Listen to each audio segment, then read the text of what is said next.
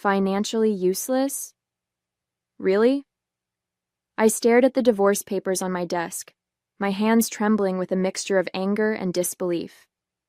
The words jumped out from Daniel's statement like a slap in the face. Wife has demonstrated consistent financial incompetence and inability to contribute meaningfully to our marriage. My name is Judith, and at 30 years old, I never expected to be labeled financially useless by my husband of 5 years, especially not while I was in the final stages of selling my tech startup in Palo Alto. The irony would have been funny if it wasn't so painful. I glanced through the glass walls of my office, watching Amanda, my secretary, giggling at something on her phone. She'd been acting strange lately, taking longer lunches, making mysterious phone calls, and being oddly interested in our company's acquisition talks. Now seeing her designer handbag and new shoes, pieces of the puzzle were starting to click into place. The notification that popped up on my laptop brought me back to reality. Another email from our acquisition team. The deal was nearly complete. $800,000 for my software company that specialized in AI-driven market analysis. I'd kept the negotiations quiet, not out of secrecy, but because I'd learned early in my career that success speaks louder than announcements. Daniel, with his real estate background, had always dismissed my work as playing with computers. He never understood what I was building, and honestly, he never tried to. Your little project, he called it, even as we gained clients and recognition in the tech industry. Judith? Amanda's voice interrupted my thoughts as she poked her head into my office. Daniel called. He said he'll be sending someone to pick up his things this weekend. Thank you, Amanda, I replied, keeping my voice neutral. I noticed her subtle smirk as she turned away, her new diamond bracelet catching the sunlight, the same style Daniel's mother had given me for our first anniversary. I turned back to my laptop, opening the secure folder containing all our company's documentation. First thing tomorrow, I would revoke Amanda's access to our systems, standard protocol for an employee giving notice, which I was certain would come any day now. The final divorce papers needed my signature. Daniel wanted a quick, clean break, citing irreconcilable differences and my supposed financial ineptitude. Little did he know that while he was planning his exit, I was closing the biggest deal of my career. I reached for my pen, a strange sense of calm washing over me. Sometimes the best response isn't a response at all. It's simply letting people reveal who they truly are. 3 days later, I sat across from my attorneys in their sleek downtown Palo Alto office, finalizing both the divorce and acquisition paperwork. The timing was almost poetic, signing away my failed marriage with one hand and securing my company's future with the other. Ms. Kennedy, you understand that by not contesting the divorce or disclosing the pending sale, Mr. Harrison will have no claim to your business assets? Barbara, my corporate attorney, asked, pushing her glasses up her nose. I nodded, remembering the night 6 months ago when I first suspected something was wrong. Daniel had been working late more often, and Amanda had started asking peculiar questions about our company's valuation methods and investor contacts. I'd hired a private investigator then, not out of jealousy, but to protect my intellectual property. The photos they provided of Daniel and Amanda's private lunches were almost secondary to my concerns about potential corporate espionage. I understand perfectly, I replied, signing another document. Daniel made his choice believing I was... I paused, quoting his words with a slight smile. Financially useless. I see no reason to correct his assumption. The corporate acquisition team had been explicit. Absolute confidentiality until the deal closed. Even our employees didn't know yet, though they'd be pleasantly surprised by the retention bonuses I'd negotiated for them. Well, most of them would be. My phone buzzed with a text from my VP of engineering. Amanda just submitted her resignation, effective immediately. Says she's pursuing an exciting new opportunity. Right on schedule, I murmured, earning a curious look from Barbara. Should we be concerned? She asked. I shook my head. No, just the expected departure of someone who thinks they've found a better opportunity. I didn't mention that I'd already transferred all her access to a monitored account that would track any attempts to access sensitive information. In tech, You learn to prepare for exits before they happen. Later that afternoon, I overheard two developers discussing how Amanda had been bragging about her brilliant investment opportunity, something about exclusive real estate deals that would double investors' money within months. I recognized the gleam of avarice that had probably attracted Daniel. They were perfect for each other in that way, both so eager to get rich quickly that they couldn't see the value of building something real. I turned back to my computer, pulling up the final acquisition checklist. Let them chase their dreams of easy money. I had a company to sell and a future to build. The acquisition deal closed on a Thursday afternoon. As I stood in our office kitchen, watching my team celebrate with champagne and watching their faces light up as I announced their retention bonuses, I felt a profound sense of accomplishment. Not just for the sale, but for building something real, something valuable. "To Judith!" called out Michael, our lead developer, raising his glass. "The best boss who never once mentioned she was secretly a genius millionaire." The room erupted in laughter and applause. I smiled, thinking about how different this was from Daniel's dream of quick riches. He'd always talked about hitting it big, with some clever scheme or insider tip, never understanding that true success usually came from years of careful work. My phone buzzed with a message from Barbara. Divorce finalized. Harrison didn't contest any terms. Congratulations. You're officially single and significantly wealthier. I was about to respond when Tyler from accounting hurried over, his face flushed with excitement that had nothing to do with champagne. "Judith, you won't believe what I just heard," he whispered. "My friend at First Bay Bank says Daniel just took out a massive loan against his real estate holdings. He's liquidating everything to invest in some exclusive opportunity." Tyler made air quotes with his fingers. Apparently, Amanda convinced him she had inside knowledge about our company's proprietary trading algorithms. I kept my expression neutral, even as I processed this information. Amanda had never had access to our actual AI technology. What she'd seen was just the user interface we showed to clients. But of course, she wouldn't tell Daniel that. "That's interesting," I replied calmly, taking a sip of champagne. "I'm sure they know what they're doing." Later that evening, as I packed up my office, I found an old photo of Daniel and me at a company Christmas party. He was looking at his phone as usual, while I was discussing a new project with our developers. It seemed fitting now. He had never really been present in my world, always looking for something better, something faster. I dropped the photo in the recycling bin and picked up my laptop. Tomorrow, we'd begin the integration process with our acquiring company. I had a 3-year contract to continue leading my team, developing our technology further with the resources of a major tech firm behind us. As I walked to my car, I saw a text from my old private investigator. "Thought you'd want to know. AM just bought one-way tickets to the Cayman Islands. Solo traveler." I didn't respond. Instead, I turned off my phone and drove home to my new condo in the hills, where I had a glass of wine on the balcony, watching the sunset over Silicon Valley. Sometimes success isn't about getting even. It's about moving forward and letting others face the consequences of their own choices. 2 months after the acquisition, I was deep in meetings about expanding our AI platform when the first signs of Daniel and Amanda's downfall began to surface. I was reviewing integration plans with our new parent company when Lisa, my former assistant from accounting, called. "Have you seen the news?" she asked without preamble. "Daniel's real estate office just announced they're closing. There's a crowd of angry investors outside their building." I pulled up the local business news on my laptop. Sure enough, there was Daniel's office, with a group of people holding signs about fraud and demanding their money back. I recognized several faces, other real estate agents who had worked with him over the years. Apparently, they all invested in some kind of exclusive investment fund, Lisa continued. Something about proprietary trading algorithms and guaranteed returns. Sound familiar? I muted my phone and took a deep breath. Of course, Amanda had used her position as my secretary to add credibility to her scheme.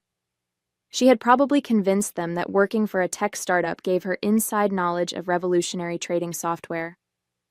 "Thanks for letting me know," I said finally. but I'm actually heading into a meeting about our expansion into Asian markets. After hanging up, I turned my attention back to my actual work. Our AI technology was proving even more valuable than anticipated, and we were already exceeding our first quarter projections.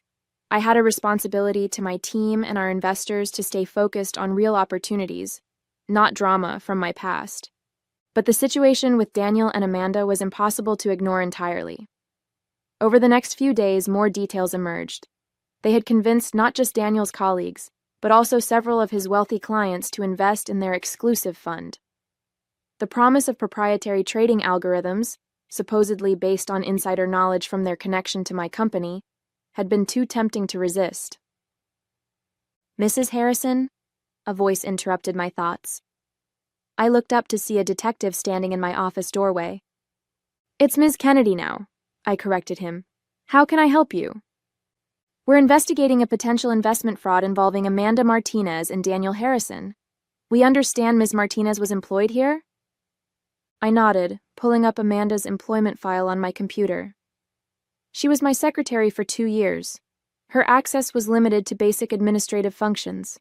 She had no involvement with our proprietary technology. The detective took notes as I outlined Amanda's role and responsibilities. "And when did she resign?" "About 2 months ago, right before my divorce was finalized."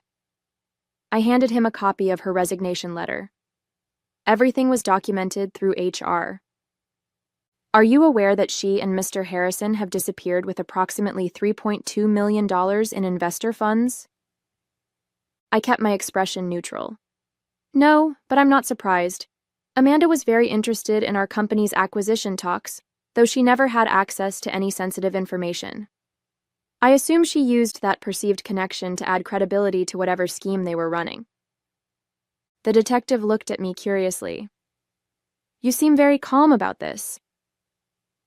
I gestured to the busy office beyond my glass walls, where my team was working on actual innovations. "I'm running a legitimate technology company that just sold for $800,000 and is now expanding globally. I don't have time to worry about people who chose to believe in get-rich-quick schemes." The next few weeks brought a cascade of revelations.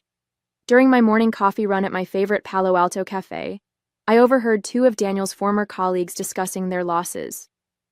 "He took everything. My retirement savings, my kids' college fund," one man said, his voice breaking. "Amanda showed us all these fake trading reports, said we were making 40% returns monthly." "How could we have been so stupid?" his companion replied. "Just because she worked at a tech company, we thought—" I quietly paid for my coffee and left. Back at the office, I had more important matters to focus on. Our AI platform was expanding faster than projected, and I was interviewing potential leads for our new Singapore office. Real success, built on real innovation. That afternoon, Barbara called with an update. "The FBI is involved now," she said. "Apparently Amanda and Daniel set up shell companies in 7 different states. They're estimating total losses around $5 million.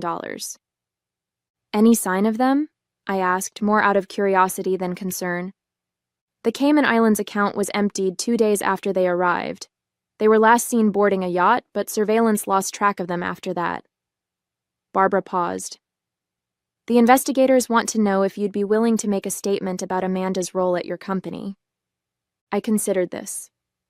"Send them our HR records and my previous statement. Amanda was a secretary who had no access to our technology. Anything she claimed otherwise was fraud, plain and simple." "They also found some interesting emails," Barbara added. "Apparently Daniel was bragging to investors about how he was leaving his financially useless wife just before hitting it big with this investment scheme. The timing is ironic." I smiled slightly, remembering his words in the divorce papers. "Karma often has better timing than we do, Barbara. Now, I need to prep for my board presentation. We're looking at expanding into medical AI applications." Later that day, I walked through our office, watching my team at work. The acquisition had allowed us to hire more developers, and our technology was evolving in ways I'd only dreamed of before. On one screen, I saw our AI analyzing cancer treatment outcomes. On another, it was predicting climate change patterns. My phone buzzed with a news alert. Local real estate mogul and former tech employee wanted in multi-million-dollar investment scam. The article included photos of Daniel and Amanda looking polished and professional, promising incredible returns based on proprietary AI trading algorithms. Michael, my lead developer, glanced at my phone. "Hard to believe they thought they could fake our technology," he said. "We've spent years developing these algorithms." "People believe what they want to believe," I replied, setting my phone aside, "especially when they're looking for easy money." "Speaking of money," Michael grinned, "the medical AI prototype just passed its first round of testing. The venture capital firms are already calling." I smiled, turning my attention to the future rather than the past. While Daniel and Amanda had been selling lies, we'd been building something real. Technology that could actually change lives. "Let's focus on that," I said. "We have a lot of work to do." 6 months into our acquisition integration, I was presenting our medical AI breakthroughs at a major tech conference in San Francisco when the story finally broke wide open. The Wall Street Journal had published an extensive expose on Daniel and Amanda's scam, complete with details that even I hadn't known. During a break between sessions, I scrolled through the article on my tablet. They had apparently started planning their scheme the moment our acquisition talks began. Amanda had used her position as my secretary to create fake documentation, combining snippets of our actual AI technology with completely fabricated trading results. "Ms. Kennedy?" A reporter from Tech Weekly approached me as I left the stage. "Any comment on the Harrison-Martinez investment scandal? Given your connection..." "My connection is limited to running the legitimate technology company they tried to imitate," I interrupted politely but firmly. "Our AI platforms are helping hospitals predict patient outcomes and assisting climate scientists. That's what I'm here to discuss." Back in my hotel room, I received an email from the FBI's Financial Crimes Unit. They'd found evidence that Daniel had tried to access my company's servers multiple times after I'd revoked Amanda's credentials, attempting to steal actual trading algorithms to cover their tracks. "Your security measures prevented any breach," the agent wrote, "but we'd like your team's help tracking their digital footprint through various cryptocurrency exchanges." I forwarded the request to our security team. We'd help law enforcement, of course, but I had more pressing matters to handle. Our medical AI had just received fast-track approval for hospital trials, and several major healthcare providers were eager to partner with us. My phone lit up with a text from Barbara. "Thought you should know. They found Daniel. Airport security in Buenos Aires picked him up trying to use a fake passport. No sign of Amanda or the money." I was in the middle of replying when my VP of operations knocked on my door. "Sorry to interrupt, but the Singapore team just made a breakthrough with the climate modeling algorithm. They're ready to demo whenever you are." "Set up the call," I said, putting my phone away. The past could wait, the future couldn't. The next morning's headlines told the rest of the story. Amanda had apparently disappeared with nearly all the money, leaving Daniel to face the consequences alone. His desperate attempt to flee had failed, and now he was facing extradition and multiple federal charges. During my closing keynote at the conference, I spoke about the importance of ethical innovation and genuine value creation. Without mentioning Daniel or Amanda, I addressed the broader lesson. Real innovation isn't about quick profits or flashy promises, I told the packed auditorium. It's about solving real problems and creating actual value. Success isn't measured in fast money. It's measured in lives improved and problems solved. The irony wasn't lost on anyone when our medical AI platform was awarded Innovation of the Year, the same day Daniel was extradited to face charges. While he had chased empty promises and fake algorithms, we had built something revolutionary. That evening, I received another update from the FBI. They'd frozen several offshore accounts, but most of the investors' money was gone. Amanda remained at large, likely with millions in stolen funds. I closed my laptop and turned my attention to our latest project proposals. Their story was ending, but ours was still being written. 1 year later, I sat in the courtroom watching Daniel's sentencing. He looked older than his 35 years, his former confidence replaced by defeat. The judge was unsparing in her assessment of his crimes. Mr. Harrison, you have pled guilty to multiple counts of wire fraud, investment fraud, and conspiracy, she declared. Your willing participation in this scheme has destroyed lives and retirement savings. The court sentences you to 12 years in federal prison. I didn't stay to watch him being led away. I had a board meeting to attend, where we'd be discussing the rollout of our medical AI system to 50 more hospitals. Our technology had already helped improve patient outcomes by 40%, and the climate modeling division was making remarkable progress in predicting extreme weather patterns. The media had dubbed our story The Tale of Two Paths, contrasting my legitimate success with Daniel and Amanda's fraud. While they had sold lies and stolen dreams, we had built something that was actually changing the world. Amanda was still missing, presumably living somewhere with the stolen millions. Interpol had traces of her in Dubai, then Singapore, but the trail had gone cold. Daniel's desperation to find her had only underscored the completeness of her betrayal.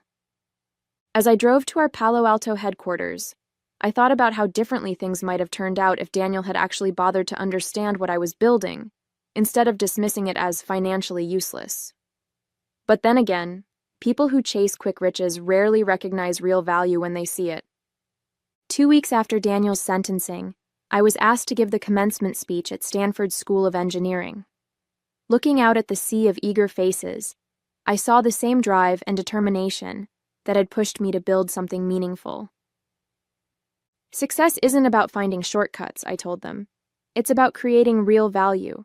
The world is full of people looking for quick wins and easy money, but true innovation comes from dedication, integrity, and the courage to build something genuine. After the ceremony, a young woman approached me, clutching her diploma. I read about what happened with your ex-husband and former secretary, she said. It must feel satisfying to see them get what they deserved. I thought about this for a moment. Actually, I was too busy building something real to focus on their downfall. They chose their path, just as I chose mine. That evening, I received an email from our Singapore team. Our climate modeling AI had just helped a small island nation successfully evacuate before a devastating typhoon. Thousands of lives had been saved. Meanwhile, another alert popped up. Federal authorities had just seized the last of Daniel's hidden assets, a mere $42,000 in a forgotten account. As I walked through our office, now spanning 3 floors and employing over 200 people, I felt a deep sense of contentment. The company that Daniel had dismissed as my little project was now valued at over $100 million and, more importantly, was making a real difference in the world. Sometimes the best revenge isn't revenge at all. It's the simple satisfaction of building something meaningful while others chase shadows.